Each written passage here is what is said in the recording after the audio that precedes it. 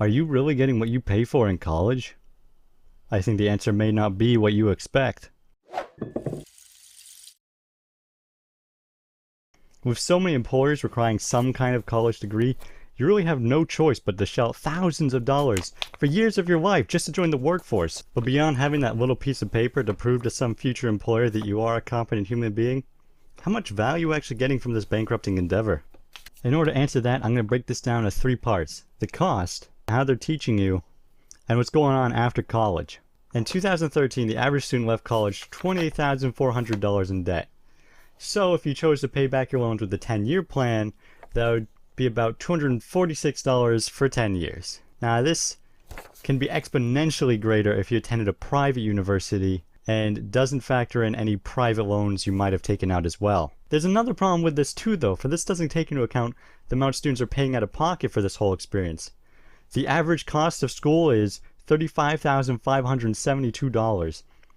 This means that the student receives the $28,400, he still has to pay back another $7,172. If you're going to a private university though, this cost can get exponentially higher, reaching heights of $120,376.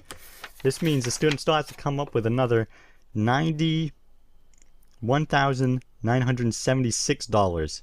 Some students can make it up with scholarships and grants, but a lot of them have to look elsewhere. For example, private loans, which can have interest rates of as high as 10%. There's one more set of figures we have to look at though for cost before we can really move on, and that's the cost per credit hour. At the public school, the average cost for each credit hour is around $253.50.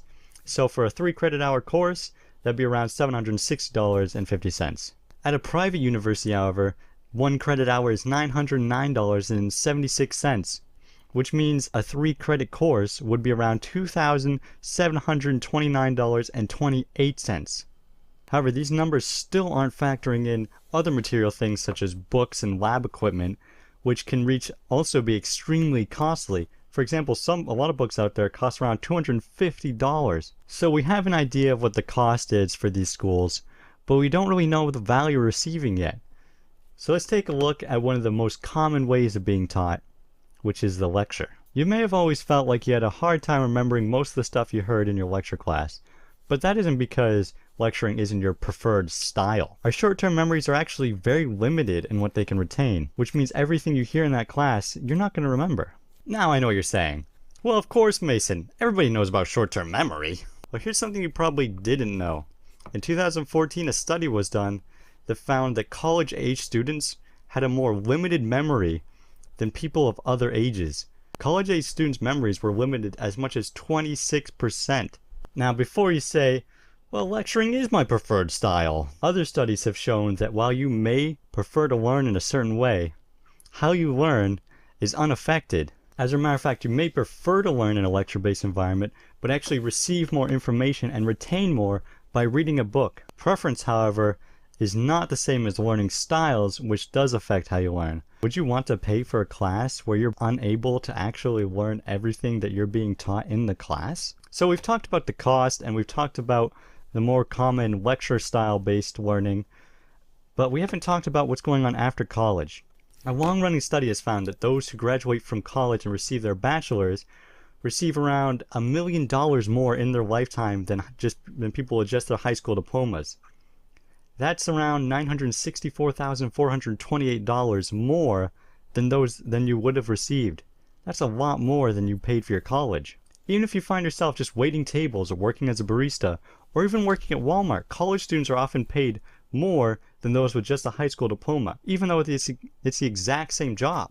Those with a college diploma also have a reduced risk of being unemployed, with 17.5% unemployment rate in 2013 for high school graduates and 7% for college graduates. Well, it's time for my verdict, and I'm gonna have to say, yeah, college is definitely worth it. I mean, you pay a crap ton of money for useless classes, but in the long run, you still make a lot more, even if you're doing some crappy beat-down job. Which is good news, because I've already invested most of my time in college and money. So don't listen to success stories like Bill Gates and Mark Zuckerberg. First off, Mark Zuckerberg still went to college, he just dropped out. You're not going to become the next millionaire all because you didn't go to college. And if you were, everybody would be a millionaire. And then money would be inflation and nobody would be millionaires. It doesn't work that way. Go to college, make a decent wage in your life. Now you've heard what I have to say, I want to hear what you have to say. Let me know in the comments. I mean, there's probably a lot more going on to this discussion, and you guys probably also have some more things that you wish that I mentioned, or just want to talk about in general, and I'm happy to talk about them. Ultimately, it did come down to the fact that you just make way more by going to college and getting that degree. But there's still other factors to consider. Like, college might not necessarily be right for you if you've already got something awesome going for you. Hey guys, stay tuned for tomorrow. That's Saturday, where I talk about private versus public colleges, what I learned in my research, and how that affects you. If you're interested in a private college, then you might want to check this out, see if that's right for you. And if not, public college might be the way you want to go. If it's already up, you can hit the link right now. If not, you'll see it on my channel tomorrow. I also host a radio talk show called the Video Game News Show. You can hit that right here. This will take you to the Facebook page where you can learn all you need to know. Happens every Monday at 11 a.m. And don't forget to subscribe to my channel so that way you can get more videos and more cool stuff.